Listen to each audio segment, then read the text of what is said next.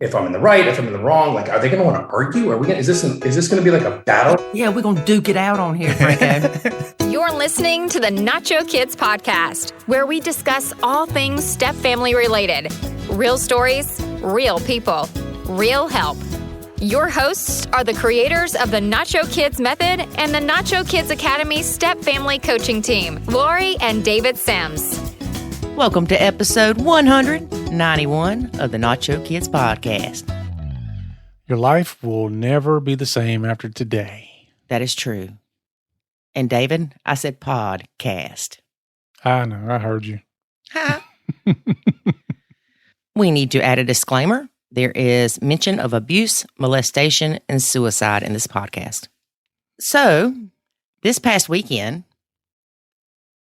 you and I and Jackson and his girlfriend and Avery and his wife and baby G went bowling. Mm-hmm. Yep, we did. And Avery's wife beat me. I know. I was shocked. I mean, I thought you were the bowling queen. Well, I'm not the bowling queen. I just grew up in a bowling alley because my mama was the bowling queen. But I don't know why, but it shocked me. I wasn't expecting it. I don't know why. But she has got great form. Except when she threw the ball backwards. Except for when she threw the ball backwards. I never did that. Well, you had this bright idea of the men versus the women. Well, it wasn't really men versus women. It was just put them on each side. Oh, okay. I wasn't trying to do it like that. But every time we go to the bowling alley, I do start thinking about my mom. Because, again, I grew up in the bowling alley because she was an avid bowler. So I'm sitting there and I'm like, channel my inner mother. Did not help at all. That's funny. I told Avery's wife, I said, my mom would love you. She would love you for who you are, but she would love you more because you have got a pretty form with bowling. Yep. But she was not the only one that threw the ball backwards. No, she was not. Jackson's little girlfriend did. Mm-hmm. And I laughed hysterically. Yeah, you did. I did. But we had fun. It was good. I'm glad that we went. I'm glad that Jackson went because he hates bowling. But he went. And then we all went to IHOP afterwards and ate way too much. Yeah. Yeah. You know, I mean, bowling's kind of like a blended family. You just kind of all just standing around. All of a sudden, something just knocks crap out of you. And the one standing is the stepmom and she takes the blame. Yeah. There you go. Yeah, but that was true. fun. Yep. And this coming weekend, we are going to see Ethan, his girlfriend, and sweet baby Elle. Yep. Yeah, got to drive down to Georgia. I'm so excited to see her. It looks like she's grown so much. Mm-hmm. It's funny because she went from having that sweet little baby face to I look like an old woman that just cooked dinner. And don't fuss at me, y'all. Her mama said the same thing. It is funny when you have a baby that, you know, somehow looks like an old person in certain pictures and stuff. It's funny. Yeah. It's the hair. I swear it's the hair with her. She got a bunch of hair. Yeah. Yeah. All right. So let's see. February's coming up, folks. Consider this your first reminder. Your warning. If you are a step parent listening to this and you want your significant other to buy you something specific for Valentine's Day, tell them, help them out. Throw it in the Amazon cart and say, what I want for Valentine's Day is in the cart. You need to buy it. Mm-hmm. That way there's no disappointment. Yeah. Or you can say, oh, by the way, you don't have to buy me something because I did already buy me something from you. There you go. Don't make it hard on them. Don't set them up for failure, folks. Yeah. But you know what? You can go buy yourself something, like David said, but get yourself some chocolate too, girl. Or boy. Or man. Or woman. This is probably not as big of a problem during Valentine's Day, but it's also worth saying that if your stepkids get their mom something or their dad something and they don't get you something as a step parent, it's okay. It's okay, folks. We love you. Yes. And remember, those loyalty binds are strong. They may not even want to get their own parent something. I know. Oh, and another thing. If you are a step parent and your stepkids are with you and your bio kids are with you or your hours kids are with you, don't go get your bio kids or the hours kids something and not get the step kids something if they're there with y'all. That's just crappy. Don't be crappy. Another thing. Yeah, I just remember this because we dealt with this, and a lot of step families deal with this. So your step kid comes up to you and says, I want to buy my mom something for Valentine's Day. Will you help me or take me to the store or whatever? They're saying that to the bio parent. Right. No, they could be saying it to the step parent. I mean, they could do it to the bio parent too. You have two different problems here. Not problems, but challenges. Okay, let's say that my kid comes to me and says, I want to buy something for my mom. Will you help me find something for her? Okay, now, if I tell Lori, I'm going to the store to help, I'm going to the store to buy my ex something. Yeah, there's a nice plastic bag she can put over her head. Oh, I'm sorry. I said that out loud. I'm going to the store to help one of my kids pick out something for my ex-wife, which I wouldn't say my ex-wife. I'd say their mom. I wouldn't have cared. But still, some step parents are going to be like, what do you mean? No, you're not buying anything for her. You're not helping little Johnny buy anything for her. She don't need nothing. Blah, blah, blah, blah. That's one challenge. The other one is that, you get along good with the step kids and all that, not so much the high conflict bio parent. And they come to you as a step parent and they say, will you help me pick out something for my mom? And then you've got to figure out how to navigate that. Okay. I don't think I ever would have had a problem with you helping your kids get something for their mom for any occasion. I don't think they ever asked. I think they asked whoever she was with at the time. But if they would have asked me, I still would have taken them. I'd have been like, sure. Let's go. Let's go to the dollar store. We can get her all kind of stuff at the dollar store. We can go to PetSmart and get her something. What does she want? But remember, folks, these are kids. They're not always doing things to hurt you intentionally. Sometimes, yeah, but not always. And some bio parents may be a parent that reminds the kids, hey, remember Valentine's Day's coming up. You need to get me something. I know that sounds crazy, but there are some parents that do that. Mm-hmm. So the step kid may actually have a bio parent that's saying, little Johnny, you need to go buy me some of those chocolates that are in a heart-shaped thing for Valentine's Day. And so that's why little Johnny's asking.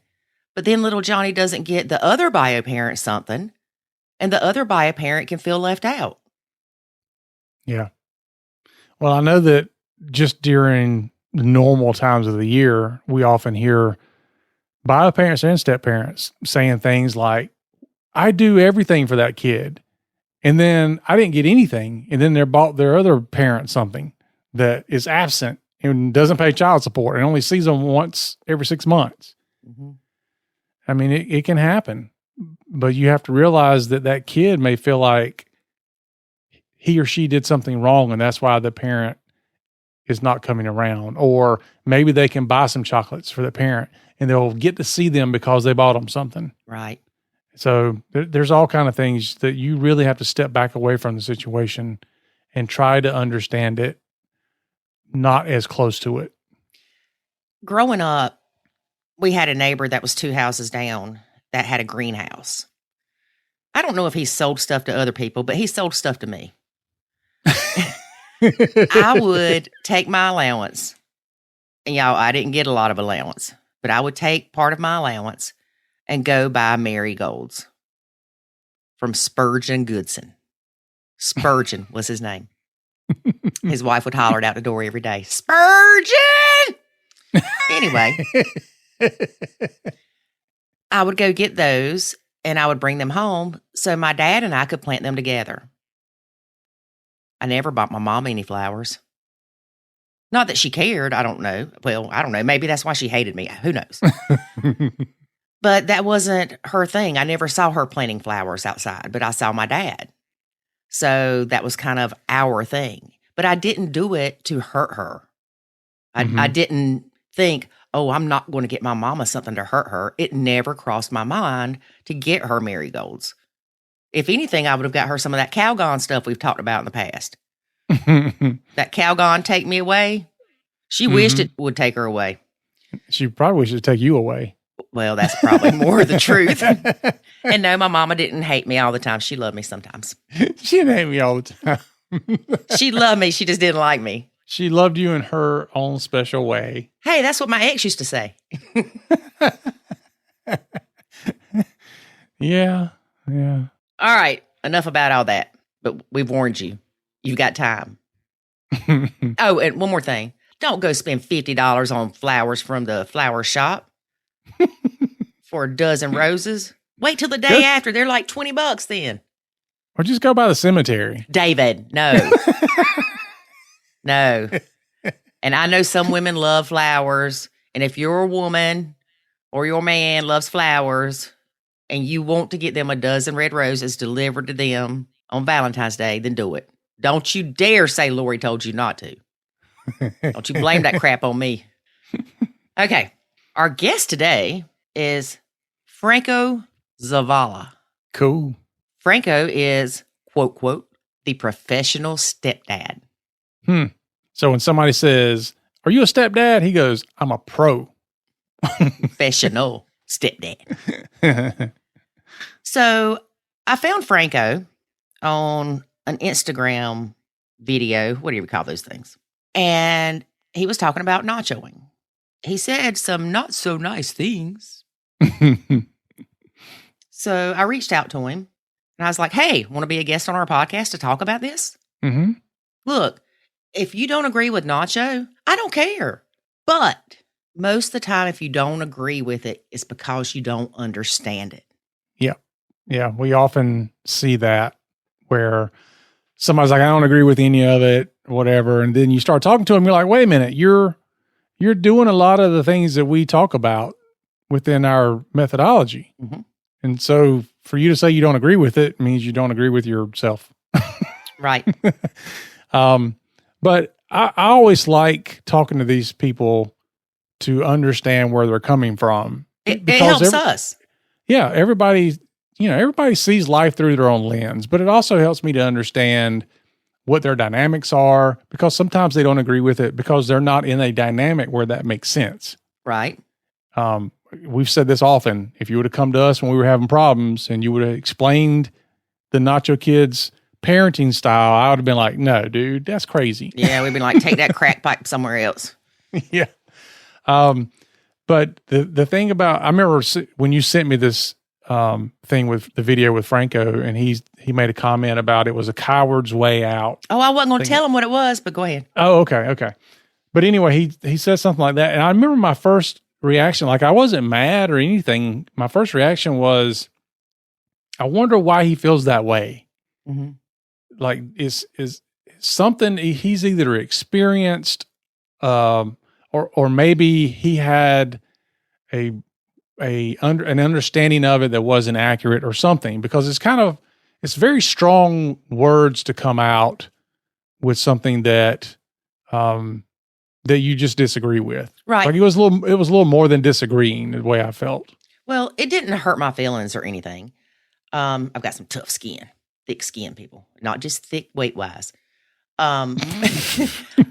But again, kind of to your point, I'm thinking, why does he think that? Does he just not understand it? Is he looking at it from a bio parent's point of view, where his significant other walked in on Monday morning and said, I'm not doing crap for your kids anymore because I'm nachoing? Or has he read posts that people have made in Facebook groups or on other social media platforms that say nachoing's lazy? because we hear that a lot. Yep. Nachoing is not lazy, people. I have never No. worked so hard in my life, just to say. But anyway, Franco agreed to be a guest, and I'm so glad he did. I enjoyed talking to him.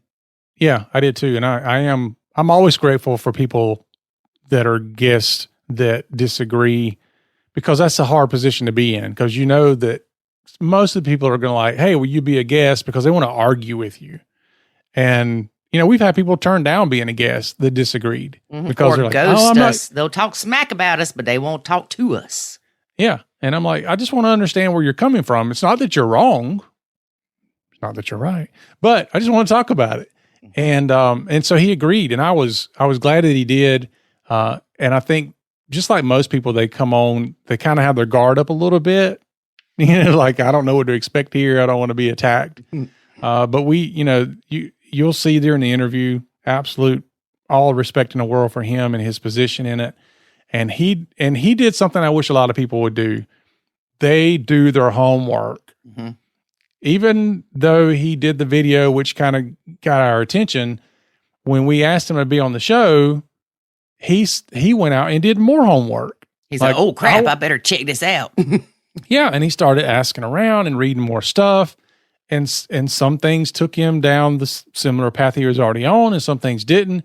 But it gave us an opportunity to have a conversation with him that is going to be very helpful for those people that are out there who say either, I don't understand it, or what is it, or is it fill in the blank, or I heard it was XYZ. This conversation with Franco gave us the ability to capture all of that and create a good understanding about what it is, what it's not, and what it's there for. So this is going to be, I believe, one of our best podcasts that we've produced, because we're going to be able to share it out to so many people who have questions about it, because we cover a lot of those misconceptions. And I'll be the first to admit, some of its misconceptions are on us to fix. Mm-hmm. Yeah, definitely. It's not Franco's fault. He misunderstood some of these things. It's our responsibility to create more content to put out there that explains it better. And we cover that in the interview, but just putting that out there that, you know, you can we could look at this and say, well, it's his fault for not doing the homework. We accept responsibility. Yeah, there you go, which is something that you should do as a parent and step parent anyway, to some degree. But anyway, he did his homework, and we're saying that there's certainly a lot more that we need to do to make sure that we get the right image out there for our brand. Having said that, that's also one of the biggest challenges of something like our Facebook group, because you try to enforce that brand image and answer those questions that are in line with your brand. And at the same time, you've got 22,000 people, because not all of them are going crazy. You got 22,000 people that can sometimes challenge everything you're trying to do. And we bring that up in the interview too, where if somebody goes to the Facebook page, you're like, oh, this is not at all what I thought. This is something that's very different. Mm-hmm. And you're like, no. That's why we tell people all the time, listen to the podcast, go to nachokids.com, read the articles and the blog posts there, join the academy. All those places are straight from the horse's mouth. Nay. Yep. So it just amazes me, though, how many times people go to somebody else, even within our own public groups, and they ask questions about it, and then they formulate their opinion based on other people's opinions of other people's opinions, when they can just come straight to our original content and get the answers there. Exactly. And I love it when people do YouTube videos or something and they say, the woman that created this, I wonder if she knew blah, blah, blah, blah. Guess we'll never know. Yeah, it is. It's it is amazing. I'm a secret. Yeah. It's amazing how many times people will have a video put out about it or something like that, and they never reach out. Mm-hmm. They never reach out to interview or to ask questions. Or to research. Yeah, none of that, which, you know, obviously they're not news anchors, because they couldn't. Anyway. Yeah, you can't do an article on it if you don't know anything about it. But anyway, having said all that, I definitely appreciate Franco for coming on the show. And I think everybody will be enlightened. And he asks questions and says things that some of you may have been interested in asking and saying yourself. Right. So, and he also tells us that there were 5 other podcasters that agreed with him about what he thought about the Nacho Kids method. mm-hmm. Come on, people. If you out there listening to this and you don't agree with it or you have questions about it, again, feel free to contact us and be a guest on our podcast. Yeah. We're not going to beat you up. No, it is not about convincing you that you're wrong. What it's about is exposing to step families that there's more than one way to do this. And if you've got a way that you found this works for you and people that you're helping, then we want to bring that to some people's attention. Yep. All right. That's enough of that. All right. Well, let's get into listening. Today we have Franco Zavala. Hey, Franco, how are you? I'm good. How are you guys? Doing well. So before we get into what your title is, Sure. tell us a little bit about you and your family. Okay. Well, let's see. I stepped into my blended family around 13 years ago after I got out of the military. I moved back from the East Coast, moved here to the West Coast, and I ended up reconnecting with a friend of mine who I've known since he was 6 years old. And we actually lived 7 houses down from each other our whole life. And when I reconnected with her, I just basically friends like, hey, how you doing? Stuff like that. I saw that she just had a son, and I was congratulating her. And a few months later, she posted on Facebook saying that her husband had passed away from a heart attack. And my son was 5 months old at the time. So again, like I said, we've been best friends almost our whole life. I contacted the rest of the friend group, and we all went to support her. And it just kind of went from there. I ended up helping out as best I could because I was going to school I was using my GI Bill to get my degree. Mm-hmm. And, one thing led to another. One day we went out to dinner, and dinner turned into dancing, which is what we love to do. We're amateur ballroom champions. Oh. And dancing turned into a kiss, and I have never left. There you go. Yeah. So did you have kids of your own? No, I was married before, and I was close to having a kid, but something happened as far as like a miscarriage went, and then that kind of broke up our relationship in a way I went. Then I found out later on down the road that after jumping out of the airplanes for 8 years, it ended up doing something to me physically that I couldn't have kids. So being a Hispanic male and having a mother who only wanted grandchildren kind of was devastating to me. Yeah. So I honestly felt like that was it. And I'm never going to have my own kids. And there was no way in hell I was going to jump into a family with kids. That was not even on my radar. Right. And I kind of just made my peace with it. And then it's funny how when you make your peace with something and you let things go, the thing that you're supposed to be doing shows up. Mm-hmm. Exactly. That's exactly how it works. Yes, ma'am. So you've never had kids of your own, and she has one child, and the father of that child has passed away. So she's got 5 children. Whoa. How did I miss that? 5. It's okay. She's got, when I reconnected with her, she had just had her son, which would be her last child. There was 4 girls and 1 boy. Okay. And then he passed away right at about 5.5 months when my son Christopher was that age. Did you adopt her kids?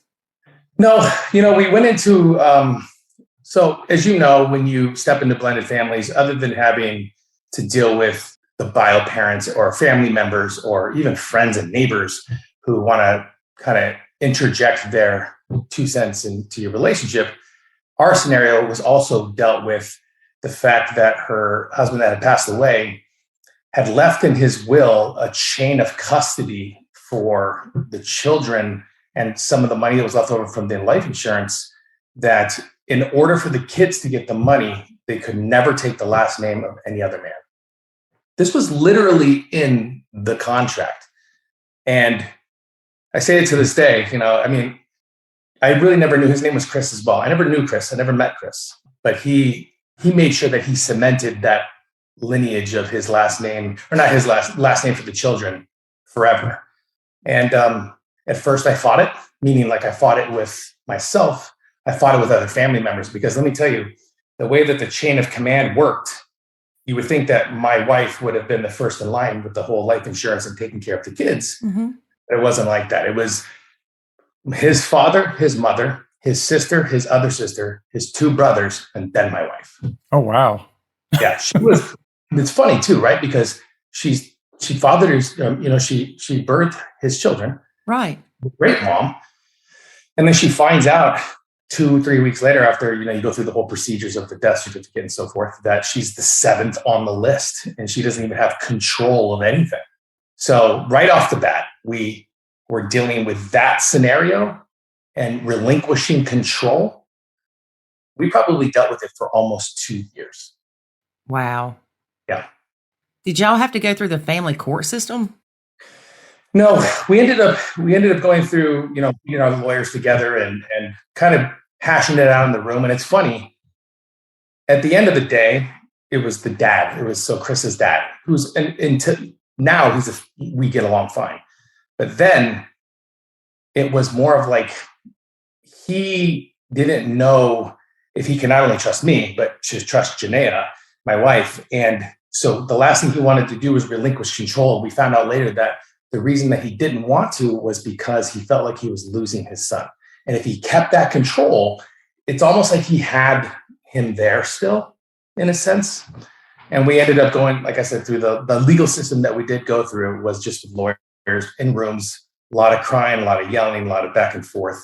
And it wasn't until my wife called him and the lawyers met, and she just kind of put everything out on the table and said, just be honest with me. Like, what are we looking at here? Right. And when he finally was able to cry and to let it out and to kind of tell his side of the story and why he was scared, once he got the whole, don't worry, the kids are going to be okay. Franco's a good guy. He's not here. Mind you, I'm only telling you this side of the story from the dad's side that passed away. My wife's mom and that side of the story is more of a abused by stepdads their whole life. Right. So yeah. I'm coming in with trying to fight that stigma. Then I'm coming in trying to fight the whole, that side. Replacing my son. Yeah. Yeah. And not just replacing, but replacing my son for the mom and dad. And then you're not good enough for my nieces and nephew from the sisters and brother. Mm-hmm. Right. So, everywhere I went, it was constant. Like I was just eggshelling the whole way. Yeah. How long did it take things to turn around for you to where they finally kind of saw you for who you were and it wasn't the eggshell walking? So till this day, like I still kind of deal with little things here and there. For instance, Chris was a successful dentist. He was a very successful gentleman. Like he had a practice, he went to school, he had good grades. Myself, I'm out of the military. I'm 31. I'm going to college as a 31-year-old, becoming an actor. And I didn't have any money, so I'm driving this broken, beat up car. I've got tattoos. He didn't. So the perception of who I was to who he is didn't stop until the first day I was on television. And we were at a family event where I think it was Thanksgiving or maybe the Super Bowl, and one of my commercials come on. And it was funny. The moment that happened, everything changed.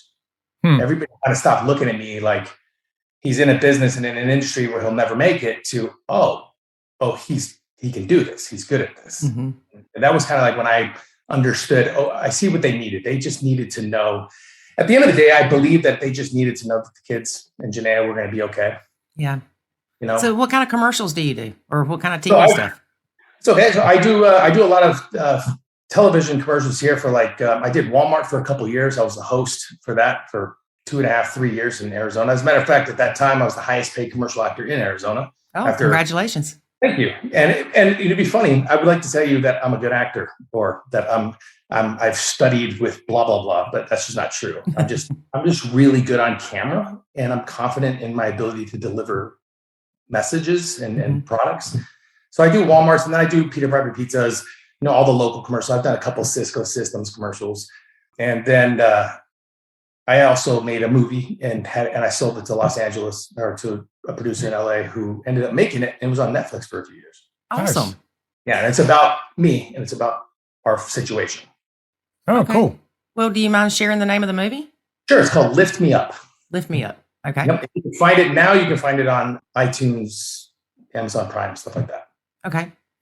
Well, actually, how I found you was a Instagram post that you made, or TikTok or something. I don't remember where exactly. And you were talking about nachoing. Yep. And Nacho Kids. And so I reached out to you because I wanted to clarify some of maybe the misunderstandings behind it, because one of the comments you made was it's a coward's way out, and to stand up for these kids and be there for them. Mm-hmm. And that's not what it is. It is standing up and being there for them, but just not as a parent. So I want to clarify something real quick, because I was going to reach out to you guys earlier before we decided to do the show, but I figured having it on your show and having it for this episode would be a better hold. Talk to my wife about it. And I ended up talking to a few other individuals I do podcasts, guest spots with. Mm-hmm. So when I made that video and I came across the information, I'm not going to lie, I read it for face value. I maybe gave it 2 to 3 glances tops. And I had made up my mind immediately. I'd made up my mind. I made the video. I posted it up. And there are parts of it that I will stand by. But I can say that the more I dive deep into your academy, the more I dive deep into the individuals that are posting on your Instagram accounts where they tell success stories, I came to a conclusion with me was that my ignorance towards how I did it can't work for everyone. Mm-hmm. And I have to be open to other avenues of healing, mentoring, parenting, teaching, guiding. And so when I did that, I'm like, okay, I'm going to reach out to them because I want to first apologize for saying the phrase coward, because I don't think coward should have been the word I used. I think it should have been more along the lines of, it's not the way I would do it. Right. I think it was more of a personal video for me. Right. And not necessarily like a hit on your programs or your stuff, because I can't take away from the fact that you guys actually give a shit. Because there are a lot of, you'd be surprised, guys. There's a lot of coaches and mentors and academies that are out in our world, right? The step parenting world, who I like to call them like the physical therapists of the step parenting world, meaning they tell you they have a product, they tell you they can fix you, but they're going to keep you there as long as they can to drain you of your money, to drain you of your time and efforts. And anyway, I figure you guys should know that. I wanted to make sure that I got that on record. Well, again, honestly, I'm glad that you said that, because it got my attention. I'm like, wait a minute. I don't think he understands, which you're not the first person that doesn't understand the methodology. Mm-hmm. And a lot of people do, just as you did. You read a few things and say, oh, okay, I got this. It's an absent role. It's backing off. I'm not there. I don't help with the kids. I don't do anything. And that's not the case. Now, to clarify, though, in our situation, there was a time that I had to completely step back because I had to heal, and the stepkids had to heal. And then once we started healing is when I started re-engaging with them, not in a motherly role, but in a mentor, confidant, friend type role. And things greatly improved. And I appreciate you noticing that we do care, because we do. Mm-hmm. We do see what you talk about too. Our goal is to get somebody in the academy, have them work the program, and they'll see the changes. If they put the work in, they will see the changes. And I'm very glad to say, and we're blessed that we have helped people worldwide to not just survive the blend, but actually feel like they are a blend and be happy in it. Right. Well, I think that, like I said before, me being ignorant to the information was definitely probably not the smartest move I've ever made in my life. I'm not dwelling on it, because I believe that it led me to this point right here. And right. I can't really complain or feel that bad about it. Meaning there are things about the Nacho method. For instance, the nomenclature, the name itself, right, and what it stands for and what it means. Now, from a perspective of someone who doesn't really fully understand what they're about to go through, let's just say at first, let's call them the rookie season, the year 1 and year 2 of a step parenting life. It could be misleading, especially if people are gathering the information like most people do gather information, which is at face value. Not a lot of people do deep dives. Not a lot of people try to get to know and how to understand and handle. But like I said, with me saying that, there are things about the Nacho method that I don't agree with. And there's also things about probably what I say that you guys don't agree with. And I think it makes it for great conversation, because at the end of the day, there is no real manual. There is no like how-to videos on how to become the most successful step parent in the world, because it doesn't. And for individuals coming from different parts of life, like where are you guys from? South Carolina. Okay, so I lived in North Carolina. I lived in Fayetteville. Okay. Forever. But individuals that come from different parts of life, let's call it New York or California, Seattle or Texas, everybody's going to have a different avenue and a different way they're going to receive information, and what will work and what won't work for them. So do I agree with totally and fully with what the Nacho impaired method is? No. But the cool thing is I don't have to agree with it. And that's what makes it cool. Yeah. Well, I don't know if you know the backstory of how the name came about. I would love to hear it. Okay. Basically, year 2, things went to crap. We were about to get divorced. I knew a counselor. I contacted him and he said, yes, he would meet with us. And thank God he knew I was hard-headed, because all he kept telling me was, Lori, they're not your kids. And it hurt my feelings at first, because I do care about them. And then I would say, well, I want them to have good hygiene. And he said, Lori, they're not your kids. And I swear to you, that's all he said to me. I even asked him, did he fall off his bike and hit his head or something? So we go to leave and I look at David and I said, all he said to me is, they are Nacho Kids. And we started laughing. And that was the first time we had laughed in probably a year. And the clouds parted and I realized they're not my kids. I can love them and I can care for them, but they don't need a mom. They've got a mom. They've got a dad. And they need to hear, go brush your teeth from him, not from me. And it's not that he didn't care if they had brushed their teeth. It was just, women are Johnny on the spot. We come in, we try to fix everything. We try to delegate everything. And you do this, you do that, kind of take on the motherly role. But that's not what they needed. And so at that point, I decided to step back and slowly over the next year, re-engage once everybody had healed and create those good relationships that we have now. And I also shared it with people I would see struggling in the Facebook group. I would private message them. They would be attacked by other stepmoms for saying they didn't like their stepkids or something. And I would message them and say, hey, I found something that worked for me. Maybe you would like to try it. And it just grew from there. Yeah. But I would like to discuss what you don't agree with. Okay, cool. Just so we can have that conversation. Yeah. So it's out on the table, of course. Okay, so the way it is worded and the way it is phrased, for instance, when you say, when the therapist or the doctor was like, not your kids, and you're like, the clouds parted, they're not my kids, which means they have a mom, they don't need a mom, right?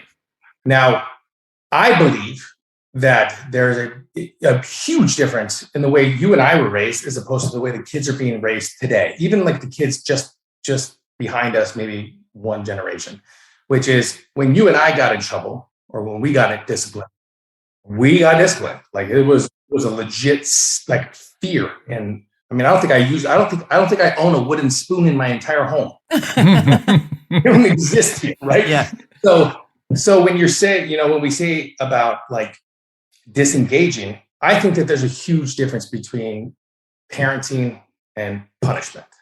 I believe there's a difference between the way we parent as two individuals being a team, two individuals showing a united front within a home, right? So that the kids can see that mom and dad or mom and stepdad or the two adults in the house not only cannot be persuaded one way or the other, but they're together. They're making decisions together. They're handling the family situations together. And that has nothing to do with like, go do your chores, get your ass to your room. That's not what I mean. What I mean more along the lines of parenting is raising young adults so that they can be productive when they leave the house, right? Now, it's hard. I get it. It's hard, especially from a stepdad's point of view. It's hard when there even is a bio dad. Now, I didn't have a bio dad in my picture, but what I did have is the 19 family members on both sides of the fence one not liking me because of what I looked like and who I was, and the other not liking me because they were abused and molested and all that other stuff by stepdads. And I was getting it from both ends, from both ends. And the conscious decision that I made in my moment was, I'm going to block everything off within the four walls of my home, and I'm going to raise the children in this house to be productive, to be loving, to be caring, to be non-judgmental, to learn how to let go of their pain, to talk through situations, like those little tiny things, right? Those little scenarios. So when it comes to like disengaging from them, I think I agree and disagree with it. Meaning, I don't agree with saying like, I want to be your uncle or just a friend in the house that you can come talk to. And if something happens, I'm going to send you to mom so she can deal with it. Because for 5 kids in a house, I believe that could very much overwhelm mom, right? And she eventually would look at me and say, need a little help here. Now, if I'm disengaged and I've said to myself, not going to do the parenting. I'm going to leave that up to, let's say biodad in my scenario. I'm going to leave it up to biodad. In the house, mom's overwhelmed. I want to make sure that the kids respect me enough in order to listen to me, especially when I need to take over. Mm-hmm. Because I am hands down the alpha male of my house. These are not my children. I get that. I understand that. I'm not blood related to them at all. But if you didn't know that I had stepkids, you would never know that I had stepkids. Mm-hmm. And it's other than the way they look, I guess. Because when I speak about my children, they're mine. Mm-hmm. I wouldn't give a shit if stepdad or biodad's in the picture or not. And when I say my children, I don't mean a possessive mind. I mean, those are my children. I raised them. I'm doing the best I can for them when they're in my home. I can't control what happens outside. I can't control how biodad talks about me at the dinner table because he hates me.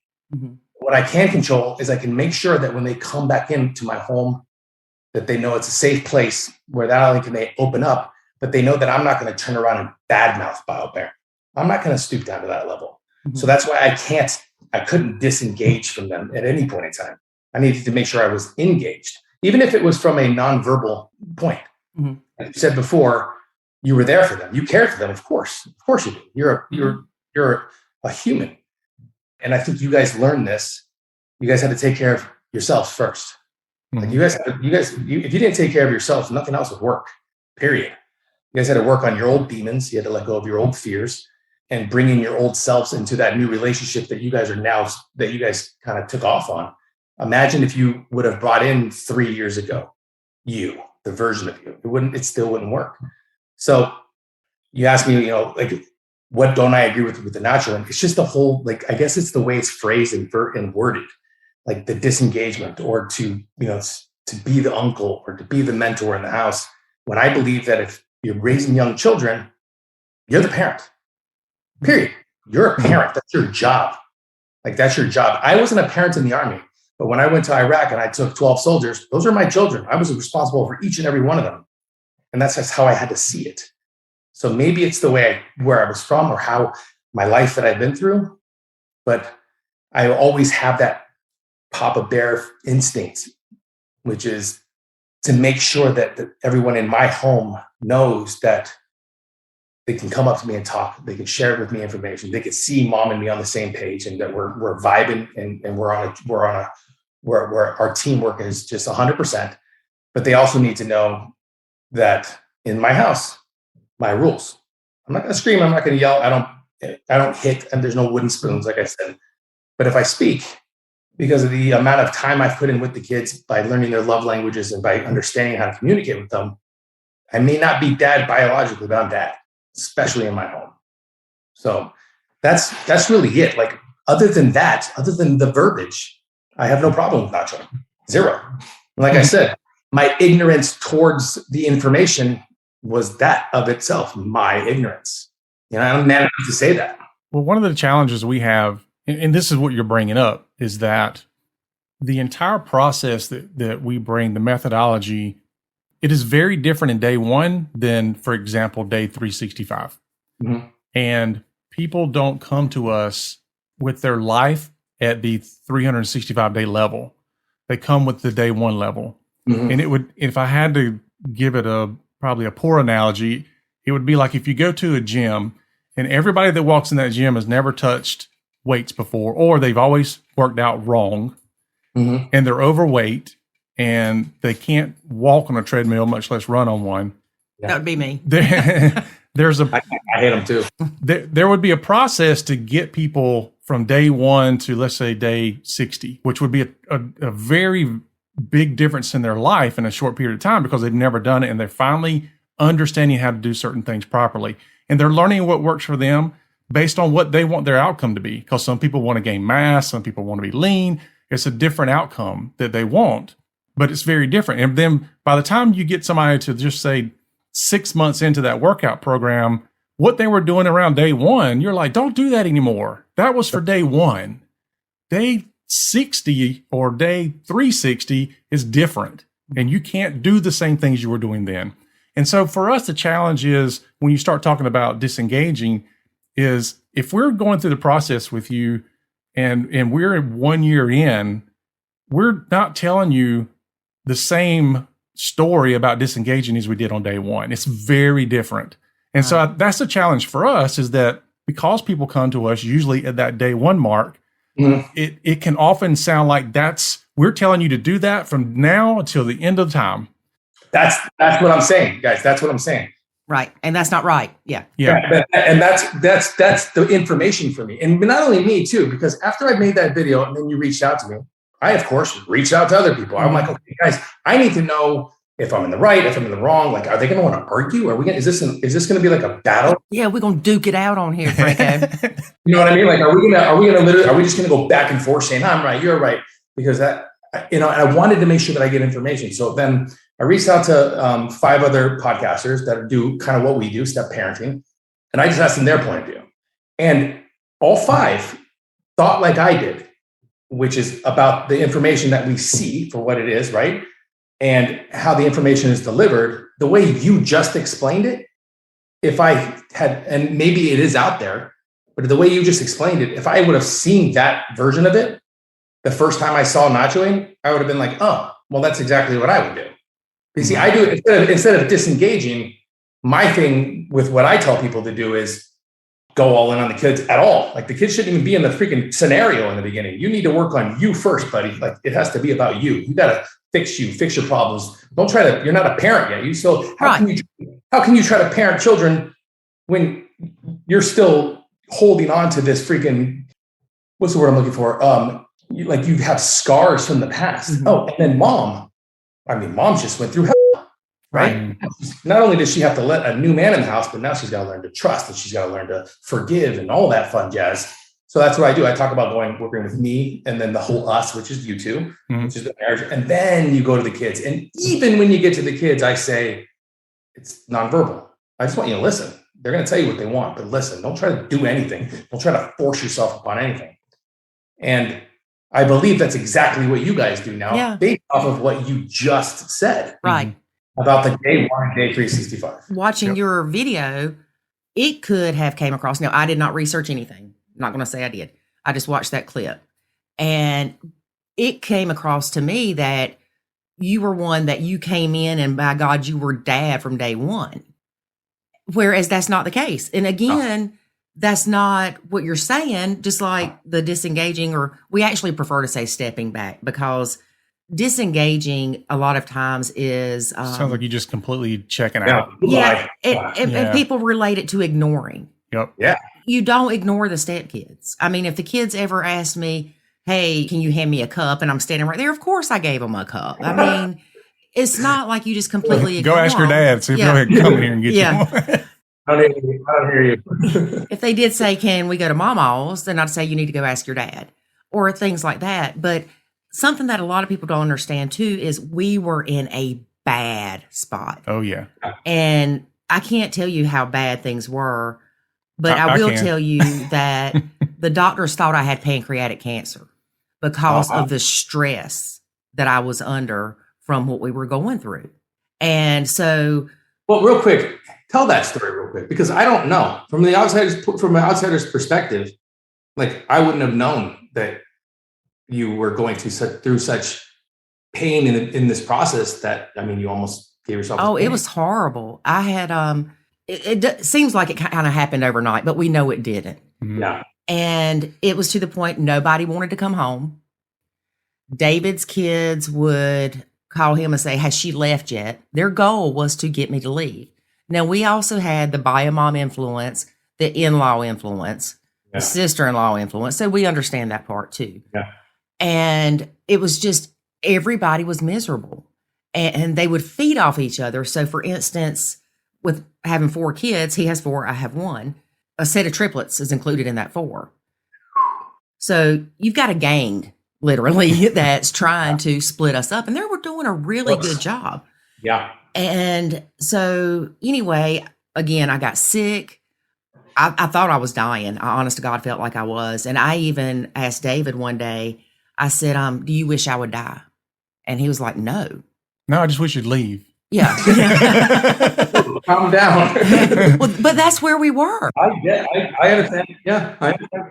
We can be very candid about it now, but I would say even as recent as 2 years ago, even being candid would still hurt a little bit. Mm-hmm. Maybe It stings. it still stings a little, but because it's very raw, we're very raw with how we were. And I mean, there were days, said some very bad things. there were days when we not around the kids, but we got into some yelling matches and said some very hurtful things. Honestly, I think part of it was, for me, it's like I almost was hoping she would just go, all right, I'm done. Yeah, it'd be easier for you. Yeah, because if she called it quits, and I could say, oh, well, I did everything I could do.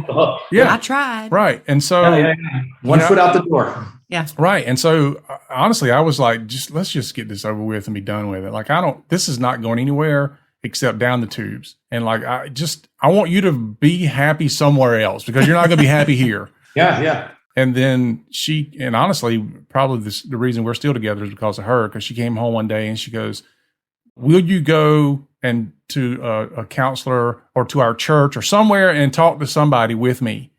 And I was like, I said, that's fine. This is the last straw, because honestly, if it goes another 30 days, I might not wait on you to pull the plug. I'll just do it. And you have to remember, we read all the books. Oh, yeah. We did our research before we blended. Mm-hmm. We knew it wouldn't be easy, but we did the research. We thought we had a heads up on this. It's because we're all optimistic when we start. We're like, right, because nobody tells you the truth. Yeah. Can you imagine if somebody would have said, oh, by the way? Yeah. But we were sleeping in different rooms.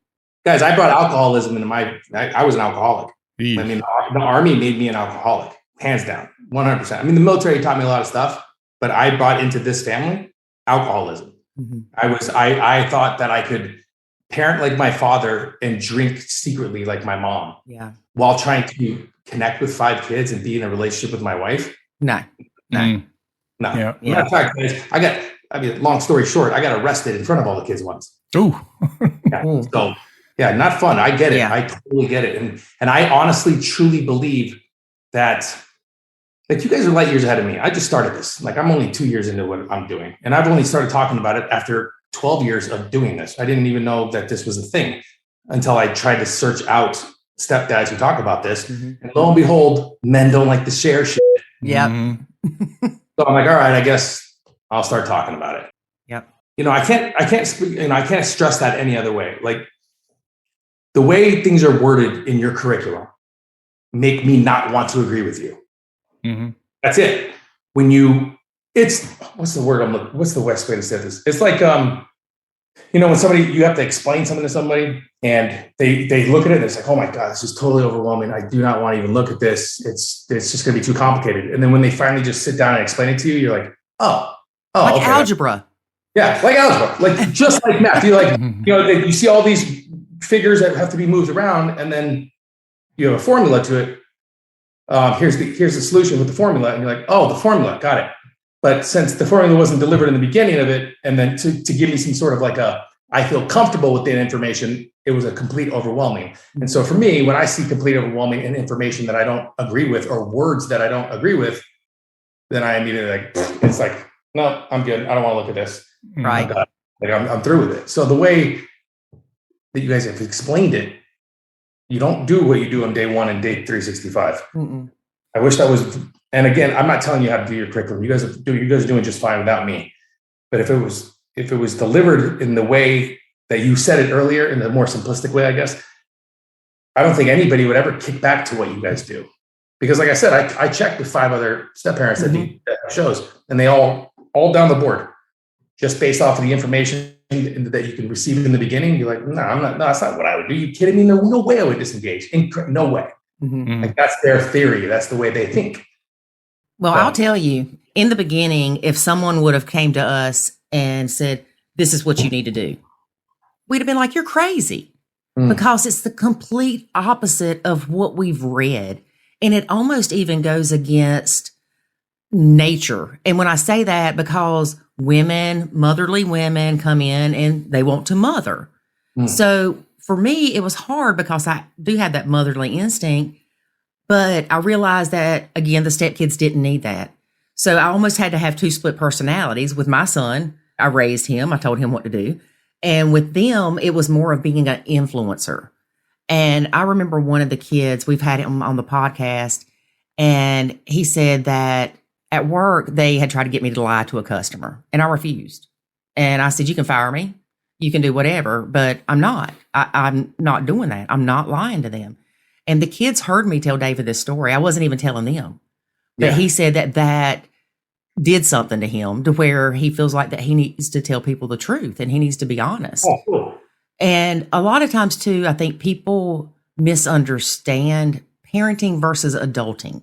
For instance, if the stepkids are chasing each other with butcher knives, no. If you're Nacho, you're not going to sit there and go, okay, let's watch this and see what happens. Yeah, I mean, if you were at a restaurant and kids were chasing each other with knives, I would yell out, what are you doing? Yeah. It's like, I don't know whose kids you are, but you're not going to do that. That's dangerous.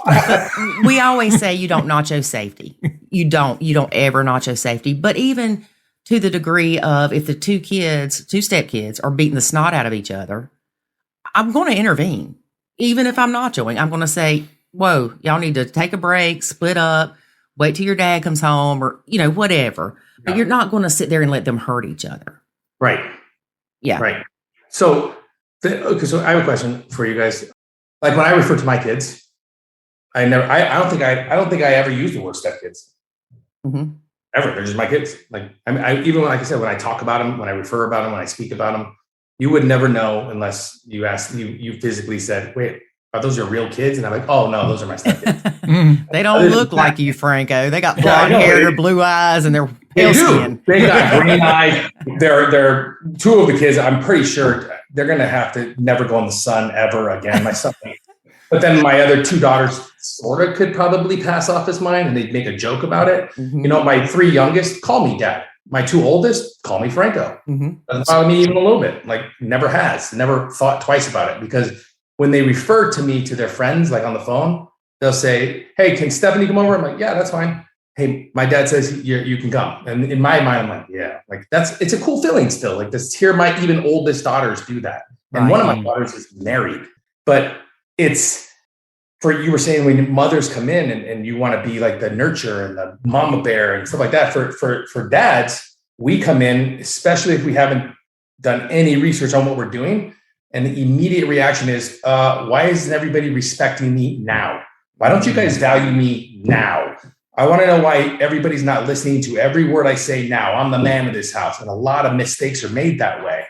And I could see how, again, based off the way you explained it earlier, how Nacho would actually work in that scenario, right? Yeah. Again, changing one phrase and one word around makes me go, okay, that's very similar to what I tell people to do. Don't even do the kids. Just do you first, then do your partner. Like if you're not on a good team, and you guys know this now, you guys don't have a good team, doesn't matter. Nothing will work. Yeah. The kids are going to see how you treat mom. The kids are going to see how you treat dad. They're going to learn relationships from you. It's our job as men to train or to raise our sons to respect women, open doors, stuff like that. Yeah, David. I do. It's just it's my thing. But then my wife's always mad at me because she thinks my son's the only little boy in the world that hits his sisters. I'm like, hello, it's the whole world hits their sisters. But no, anyway, I'm ranting. But it is a refreshing reminder coming from my point of view, which is I don't know all the answers, and neither do you guys. I think there's a lot of step parents out there that listen to both of our content, believing that we are somehow there to save them or to fix their problems. And I don't think that's what we do. I think what we do, and the reason why we do this is because we want to just put you on the right path. Because at the end of the day, they're going to still make their own decisions. They're going to still do what they're going to do. We can't be with them every step of the way. Yeah. Which is why I guess there is an importance to check in an academy, a place where people can come and not only ask questions, but get into forums and talk with one another. And I mean, that is a lot of benefit into that, because as you know, like I said earlier, there's not a lot of olive branches for stepdads. Right. Now, one of the things I've kind of I've been doing it for a while, is when I hear people that have a different opinion or they have a different way that they're doing things, I used to kind of be the same way. I would say, I completely disagree with that. But I would say over the past couple of years, my take on it has been, I don't disagree. I just want to understand, how is it working for them? Because it may very well be working fantastic. And if it does, then I just want to know about it. Yeah. Because there is no one way, like you mentioned earlier, there's no one way to do this thing. And so I've definitely heard people that say, this is the way you should do it. And I'm like, I don't understand how that would work. But if it's working for them, that's fantastic. But I like that people, and you brought it up earlier, I like when people say, look, there are different ways to make this thing work. Find what's working for you and follow it. And you might find some things in the Nacho Kids method that work, and then you might have to mix it with some stuff you heard Franco say, but you're going to do something that clicks with your family, and that's what you need to do. Yeah. And I feel this is me doing a lot of contemplating and meditating, especially after I realized that I didn't cause a ruckus, but I definitely got your attention. But after thinking about it, just like I do, and I teach my kids about, like, before you react and before you want to do something, just think it through, like try to think it past it. And I think one of the things that after making that video, I realized that it was wrong no matter what. Even if I didn't agree with it, I could say I didn't agree with it, but say it kind of like how you're saying it, which is, and do whatever works for you.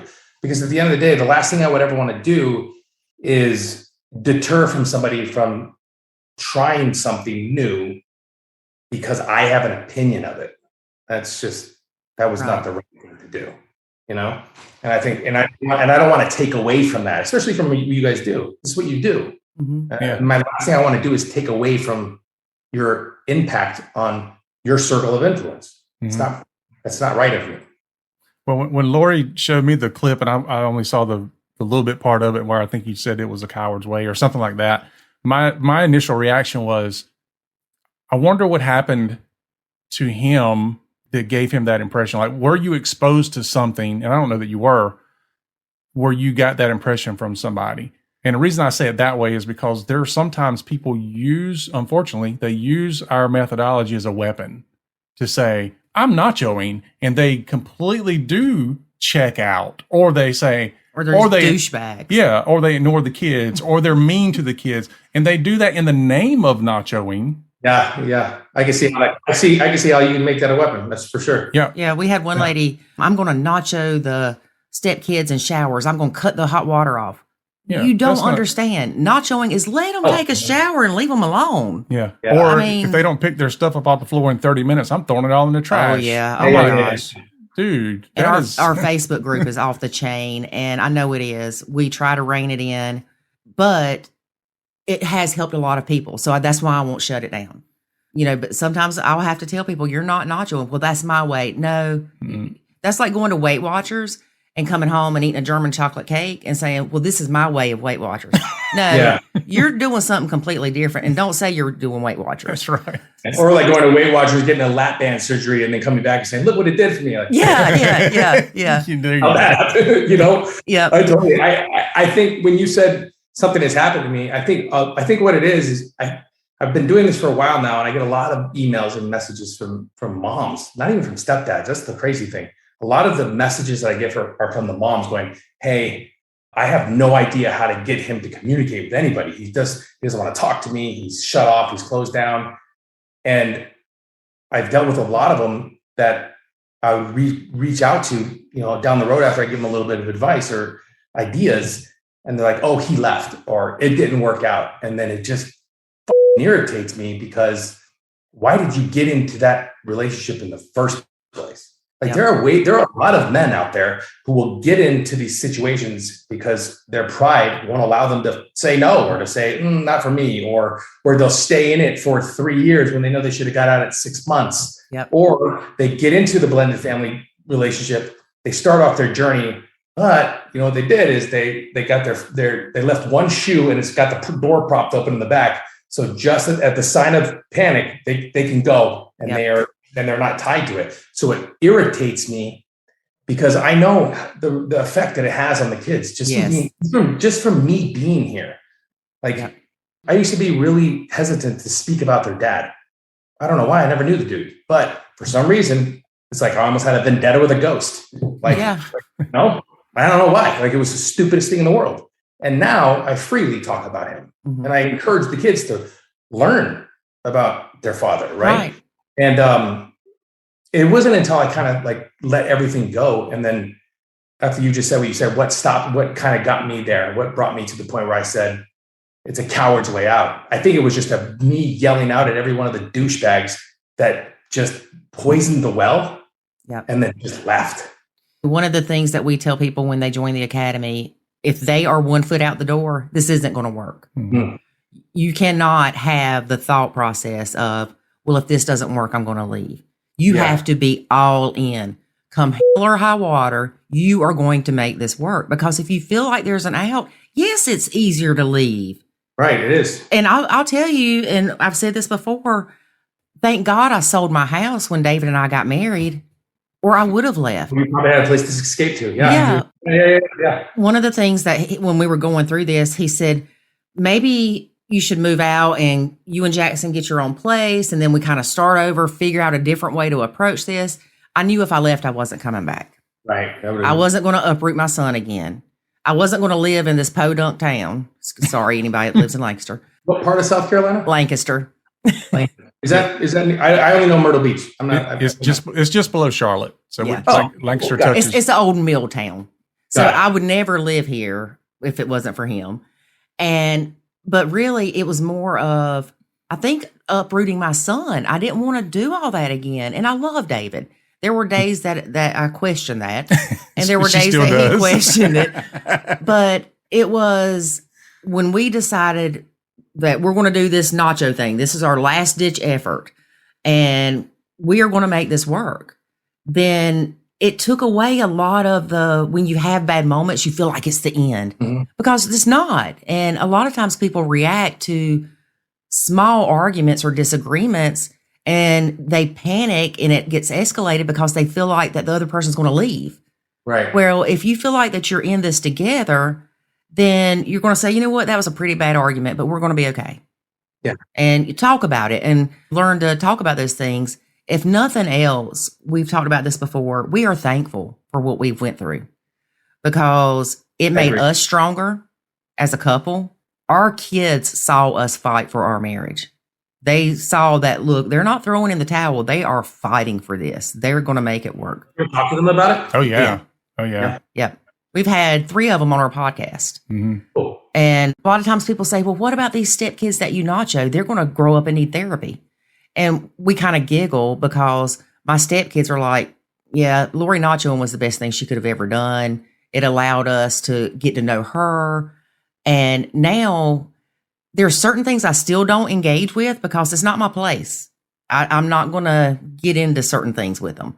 But one of them, I sat down the other night and I had a conversation with him like I was his mama. Yeah. But he knows now that it comes from a place of love, not from the evil stepmom. That's the way to put it. Yeah. That's the best way to put it. Yep.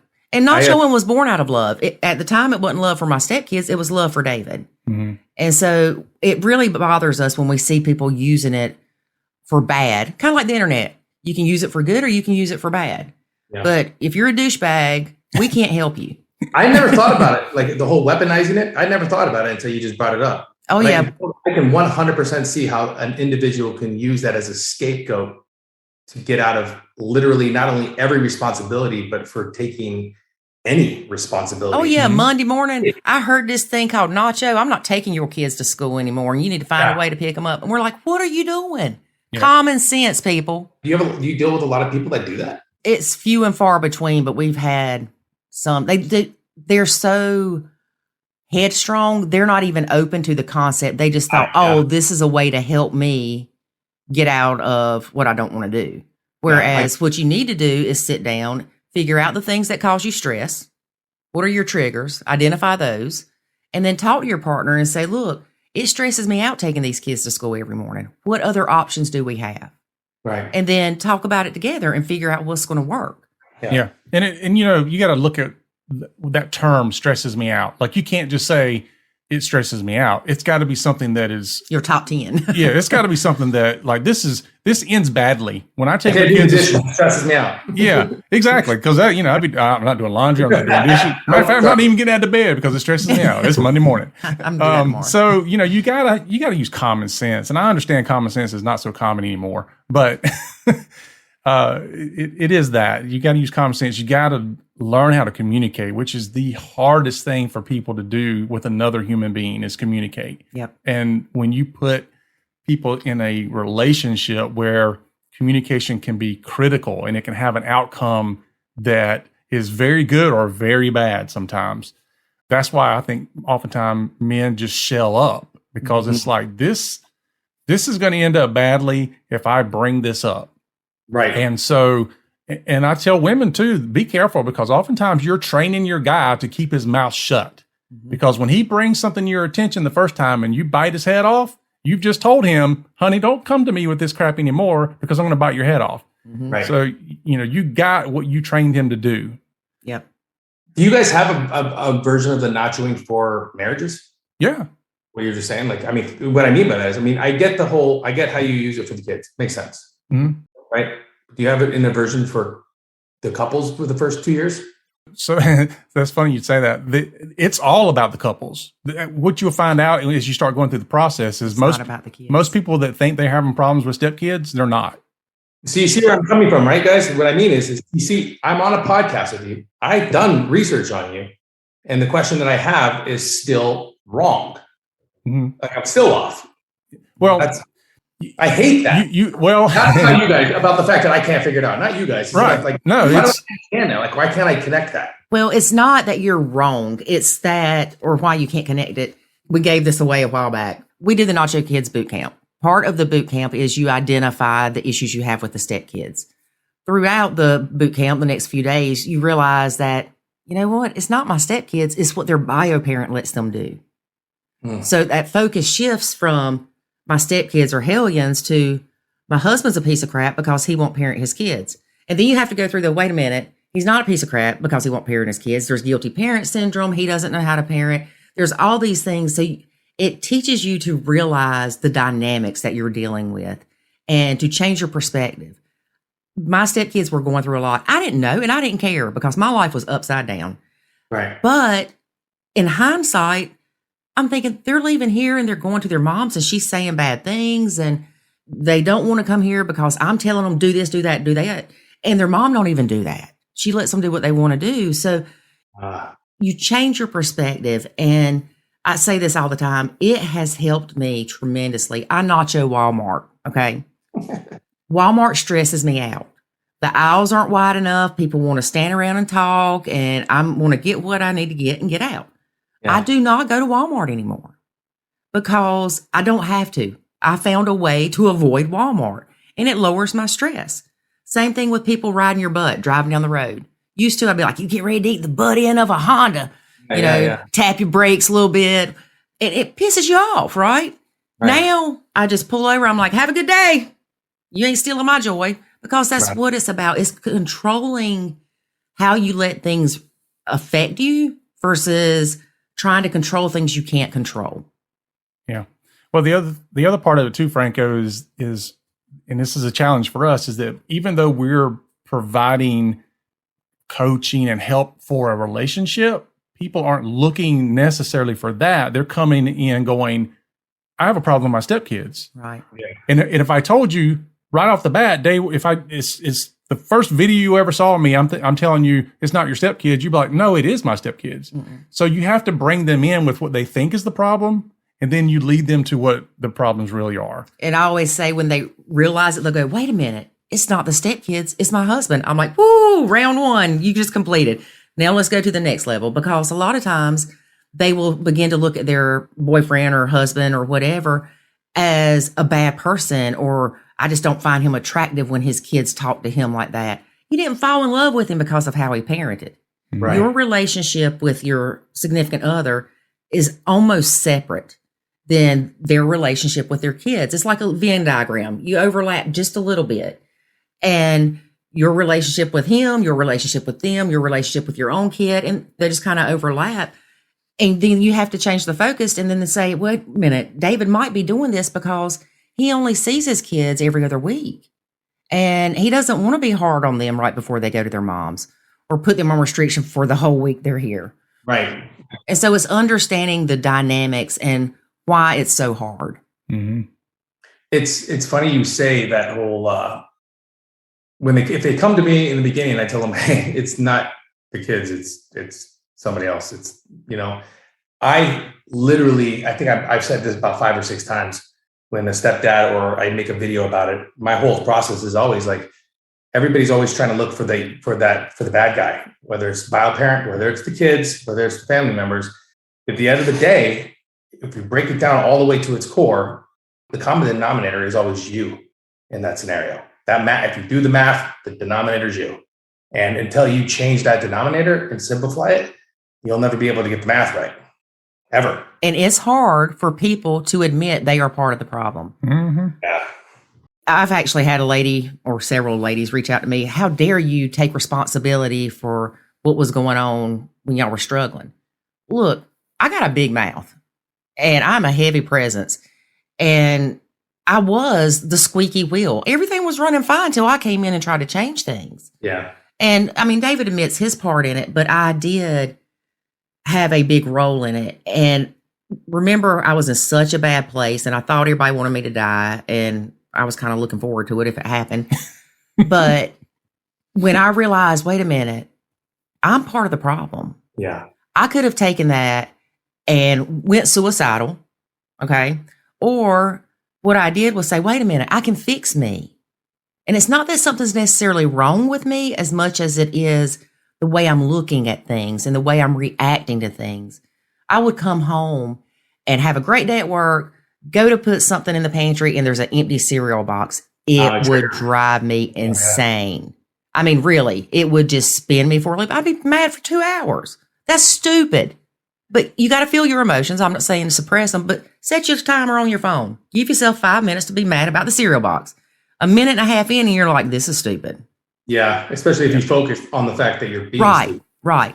Like any man with the door open. Right. And that's the tools that we teach people in the academy because you can apply these things to work. You can apply them to not just your blend, but it makes you, I don't want to say be a better person, but more aware of who you are and how things affect you. It's a lot of personal development. Yeah. It's Be a better person. That's basically what that is. Yeah. Well, but a lot of times when people hear be a better person, they think I'm saying they're a bad person. So You guys have obviously, or maybe you haven't, personal development and growth is something I'm big on. I love that. I love everything about it. And I used to think it was the dumbest shit on the planet. And I mean, ever. As a matter of fact, somebody gave me a movie, The Secret, once, and I took it and I chucked it out the window. That was the dumbest piece of crap I ever saw. Then, I don't know how, it was mailed to me again.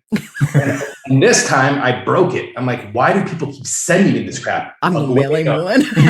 Then I got home to my apartment. This was when I was still in North Carolina. I get home and my girlfriend at the time has been watching this movie. And I'm like, you have got to be kidding me. So finally, I'm like, you know what? I'm going to sit down and watch this just so I can just hate it. Gosh darn it. I mean, I don't know, maybe 25 minutes into it, I see a guy specifically by the name of Bob Proctor. And I was like, whoa. And it totally changed my life. So I wish more people would do that. Everything changed when I decided that personal development and growth had to be a key component to my growth as a person. Yeah. Yep. Yeah. You know? Yep. So much of what we do is exactly that, but we do it underneath the banner of step family, help and coaching. Problem we had that you have to learn how to slow down and respond, not react. You think about going to the doctor and you hit your knee and it's like, whoosh, and your leg flies up in the air. That's kind of how our relationship was. Like when something touched it, everything flew off. Yeah. You're like, dude, you just need to calm down a little bit and just let things slow down, process things, and then just respond appropriately. And you'd be surprised how many times you just go, you know what?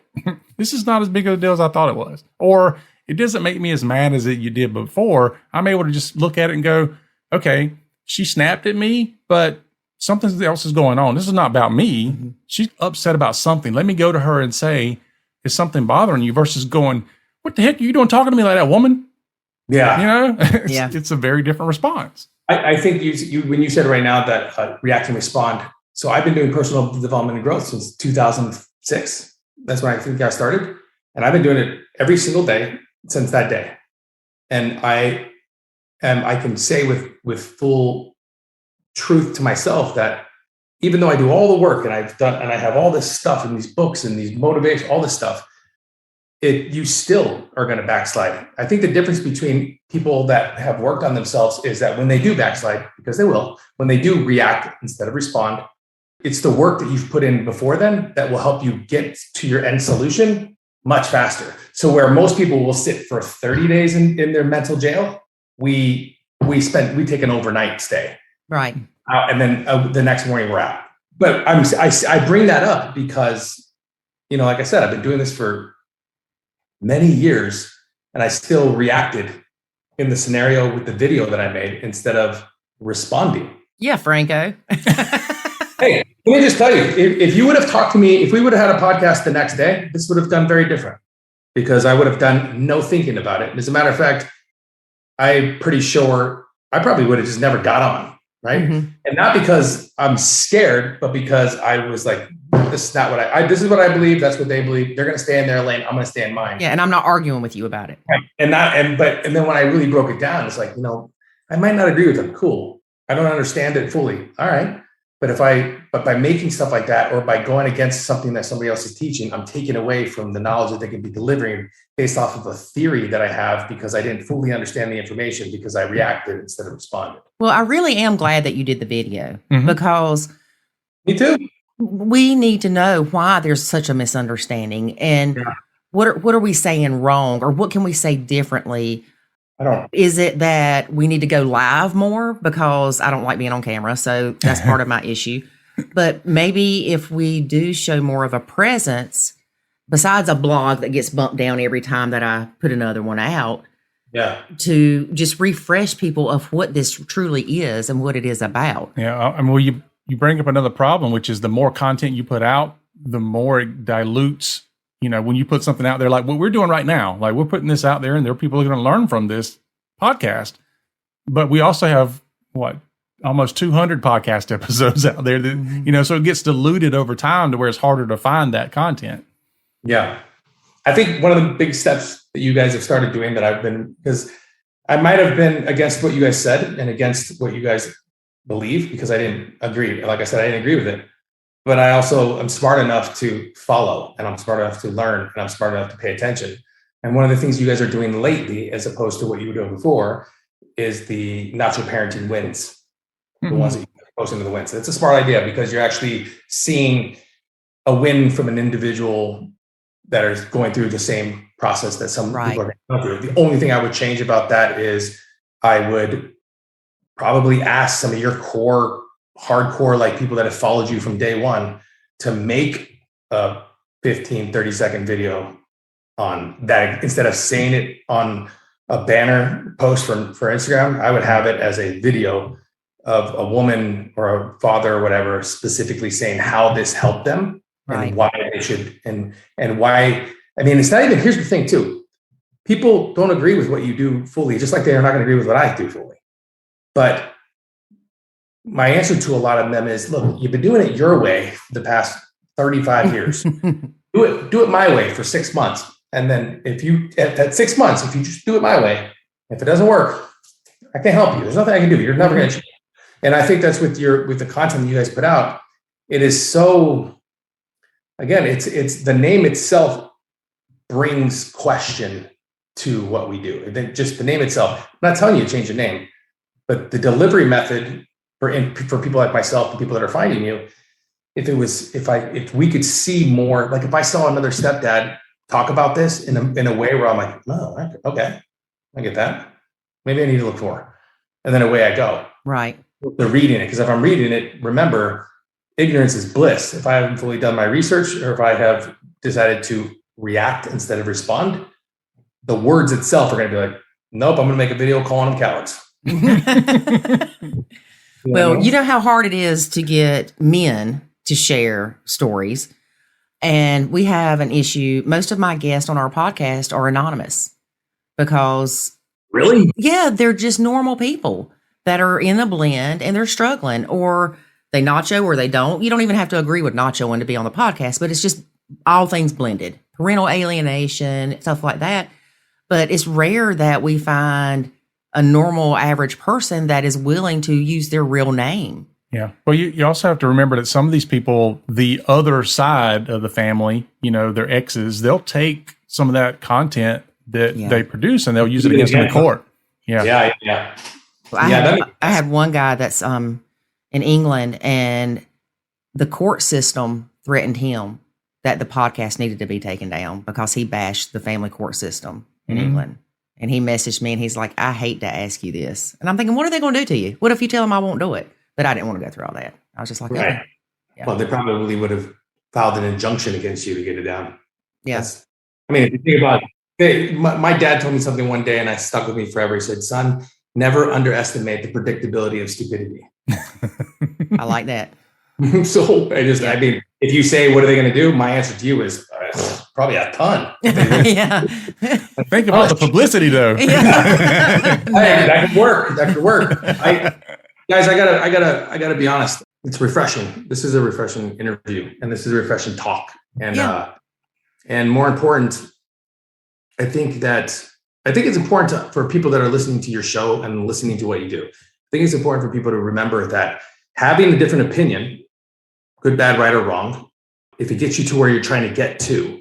David says that all the time. You can take 77 or I can take 21 and we're both going to end up at the destination that we want to. Yeah. Right. And one's going to take longer than the other. And I think, I wish more people would understand that. I wish there were more parents that were willing to speak. And I guess I get the anonymous in process of it all. But I just think about Facebook and why I can't even join groups, because the sheer complaining on these websites are just overwhelming. Yeah. And a lot of times I'll message these people, even though I'm not supposed to. And I'm like, hey, stop posting here and go talk to your significant other. Talk about on this platform and go have a freaking conversation. Like, what are you doing? Oops, you're going to get banned from the group now, Franco. Yeah. I probably have been banned from 5 of them already. Oh, honey, I have had, we get hate mail. We get death threats. You get death threats? Yeah. One lady said, if one more person mentions Nacho in this group, I'm shutting the whole thing down. And so, of course, some smart aleck girl had to go Nacho. And she shut it down. She, honest to God, shut it down. She shut down her group. And she just, and I don't want to use the word closed-minded, but that's just how it kind of comes to me. You've got to be open-minded to try new things, to see what's going to work for you. And thank God we were. Yeah. That's true, guys. That's very true. Well, I know we need to wrap up because this has been pretty long. Yep. I do want to say thank you again for being a guest, and also reach out to your 5 people you talk to and tell them to be a guest on our podcast. Actually, you know what I'm going to do is one of them is I can't read her name, eludes me, but she did say, if you change your mind, let me know. I'd like to go talk to them about it too, because she's going to give the stepmom's POV of this, right? Yeah. So, yeah. Well, you've got my email address, so just give her my email address and we can set it up. Yeah. Cool. So Franco, how can people find you? Yes. So the professionalstepdad.com is my website. It's easy to find. I'm on Spotify, YouTube, SoundCloud, iTunes, and Rumble, whatever that is. Somebody told me on Rumble. I've got it, but I don't know what it is either. It's like that Clubhouse thing. I feel like it could possibly just be MySpace, but redone, but I'm not sure.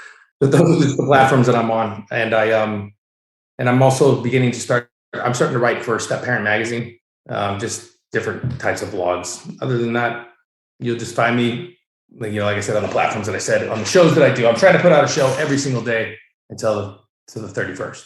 I have it on my board.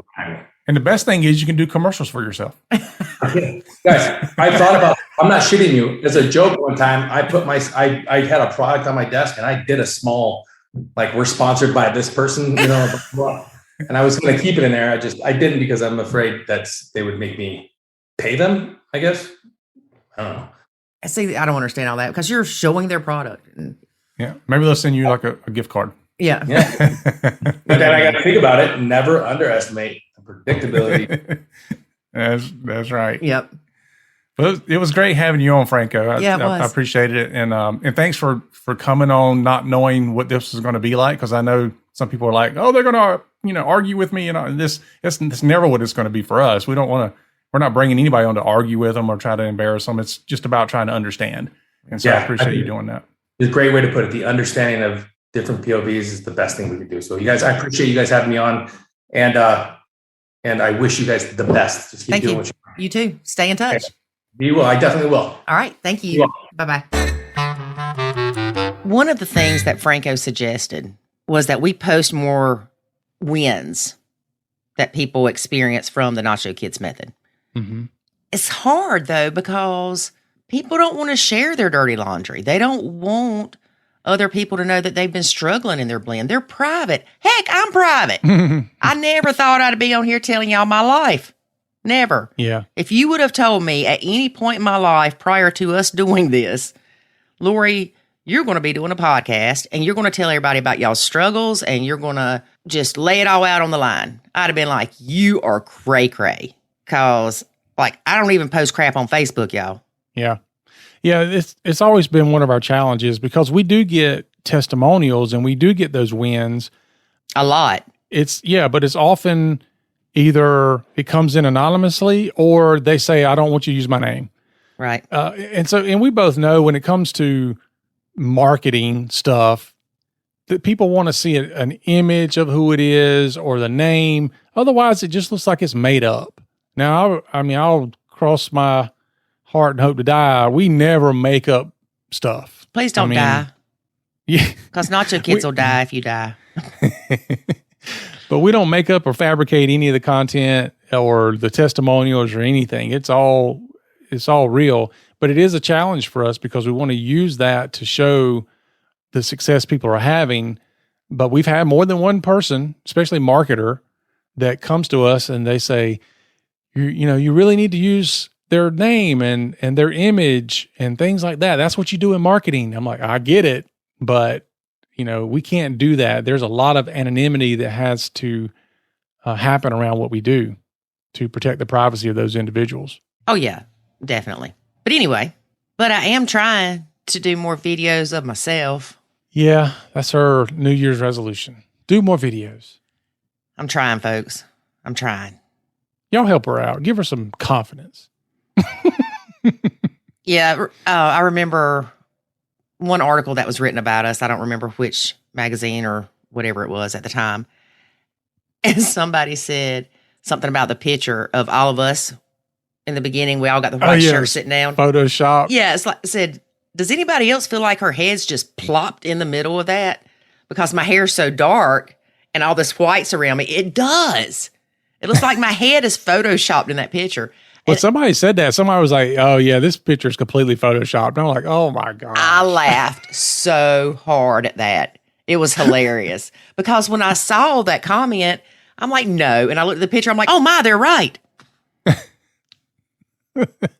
Yeah, it's funny. I mean, I can see how people can come up with all kind of stuff. But it's just funny because you and I both know why in the world would we be photoshopping any of it? But if we were going Photoshop, we'd all be looking a lot better than we are in that picture. It's like, I ain't got time to be photoshopping nothing. Mm-hmm. But yeah, that's funny. All right. I think that's about it for today, David.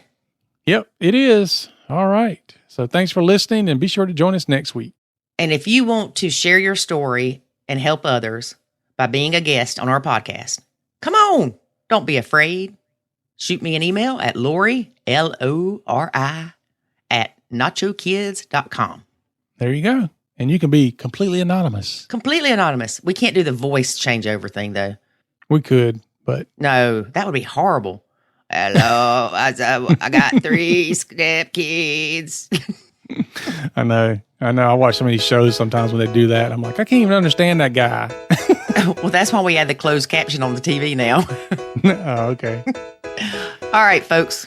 Yep. Join us next week. And remember, life is good when you nacho. Thanks for listening to this episode of the Nacho Kids Podcast. Find us online at nachokids.com. Until next time, remember, life is good when you nacho.